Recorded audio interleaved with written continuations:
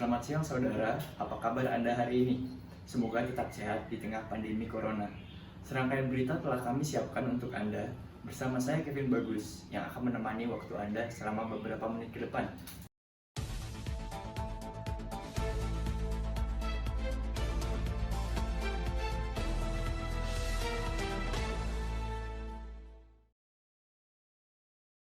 Berita pertama, pertandingan futsal yang seharusnya menyenangkan justru membawa maut karena adanya kasus pembunuhan. Akibat kalah dalam pertandingan, seorang pria tega membunuh salah satu lawan mainnya. Selamat siang pemirsa, kali ini saya berada di Jalan Bulak Teko, Kalideres, Jakarta Barat yang merupakan lokasi terjadinya pembunuhan remaja MMR berusia 19 tahun yang dilakukan oleh seorang pria berinisial A. Kejadian tersebut diakibatkan dari perselisihan pertandingan futsal di mana tim futsal lawan enggan membayar sewa lapangan karena kekalahannya. Seorang pria berinisial MMR 19 tahun meninggal dunia di Kalideres, Jakarta Barat setelah diduga ditusuk di beberapa bagian tubuh. Ia diduga menjadi korban pembunuhan.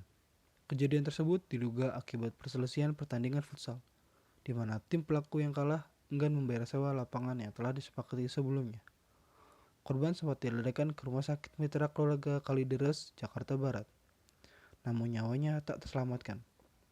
Pelaku sempat melarikan diri. Namun, polisi berhasil menangkapnya di Desa Merak, Sukamulya, Kabupaten Tangerang. Berikut konferensi pers yang dilakukan oleh Polres Metro Jakarta Barat. Langsung mengenai punggung korban atas nama Muhammad Raihan Rahman. Di bagian punggung satu luka tusukan dan satu lagi mengenai saudara Putra di bagian tangan dan cukup parah. Pada saat dibawa, yang bersangkutan Muhammad Raihan meninggal dunia dan saudara Putra sedang dirawat, kondisinya sangat memprihatinkan dan kritis. Dari konferensi pers yang dilakukan oleh Polres Metro Jakarta Barat, selain MMR yang menjadi korban pembunuhan, terdapat pula korban lain berinisial P yang merupakan teman dari MMR. Korban selamat dan masih dirawat di rumah sakit. Demikian yang bisa saya sampaikan, saya Kandi melaporkan langsung dari Kalideres, Jakarta Barat. Kelakuan warga negara asing membuat geram masyarakat Indonesia karena salah satu video viral mereka. Seorang WNA di Bali membuat video dirinya memakai masker yang dilukis di bagian wajahnya dan masuk ke dalam toko swalayan. Kelakuan warga negara asing di Bali membuat masyarakat geram. Warga negara asing mencoba masuk ke dalam toko swalayan tanpa mengenakan masker. Hal ini membuat security melarang warga negara asing tersebut untuk masuk. Warga negara asing membuat video melukis wajah seperti menggunakan masker. Warga negara asing mencoba masuk kembali ke dalam toko swalayan, namun security tidak menyadari lukisan di wajah mereka. Look on your left, right. Wow, look at this. It looks so real. Hello. Thank you. Keep walking.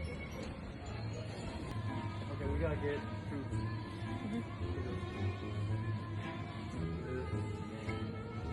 I think they noticed you. They were looking at you really weird. You can't talk. Did you notice like no one's actually looking at you? No one noticed. Even the security, I can't believe this works. Kami menyayangkan ini sudah merupakan bagian daripada mencederai upaya-upaya yang selama ini kita lakukan, baik itu melalui sosialisasi, pembinaan yang sudah hampir satu tahun lebih kita lakukan. Kalau saja kami ada di tempat, kami bisa berikan sanksi denda langsung dan mungkin mengkomunikasikannya kembali dengan imigrasi untuk ditindaklanjuti melalui deportasi. Seorang warga menyebarluaskan video mereka di media sosial. Video menjadi viral. Akibatnya, masyarakat geram melihat kejadian tersebut. Banyak masyarakat yang menyayangkan peristiwa ini. Lebih lanjut, masyarakat berharap pihak berwajib untuk menangani kasus ini. Saudara, kebijakan larangan publik yang dikeluarkan oleh pemerintah menuai pro dan kontra. Masyarakat dilarang untuk mudik, tetapi pemerintah tetap membuka tempat wisata. tempat wisata dibuka, namun mudik dilarang. Hal tersebut menuai banyak kontra dan kritik dari masyarakat. Banyak yang menilai bahwa kebijakan tersebut tidak jelas. Terkait hal ini, pemerintah mencoba menjawab. Berikut laporannya. Larangan mudik Lebaran 2021 yang diberlakukan selama 6 hingga 17 Mei menuai pro dan kontra dari masyarakat. Masih banyak masyarakat yang kurang setuju terkait kebijakan ini. Pasalnya, walau mudik dilarang, pemerintah tetap membuka tempat wisata. Terkait hal ini, juru bicara Satgas Penanganan COVID-19 Wiku Adhisa Smito menjelaskan dalam keterangan pers pada 22 April 2021. Pada prinsipnya surat edaran Satgas nomor 13 tidak memperbolehkan adanya wisata jarak jauh. Ini diharapkan dapat mengurangi jumlah wisatawan di lokasi pariwisata agar tidak menimbulkan kerumunan dan mencegah masuknya kasus dari daerah lain yang berpotensi membawa varian baru yang mungkin lebih menular serta membahayakan keselamatan masyarakat. Meskipun objek wisata dibuka, di masa pandemi, prinsip kehati-hatian dan menghindari terjadinya kepadatan dan kerumunan harus menjadi prioritas. Menteri Koordinator Bidang Pembangunan Manusia dan Kebudayaan, Muhadjir Effendi, juga menjelaskan bahwa wisata dibatasi dalam lingkup lokal. Warga yang dilarang mudik hanya diperkenankan berlibur di dalam kota.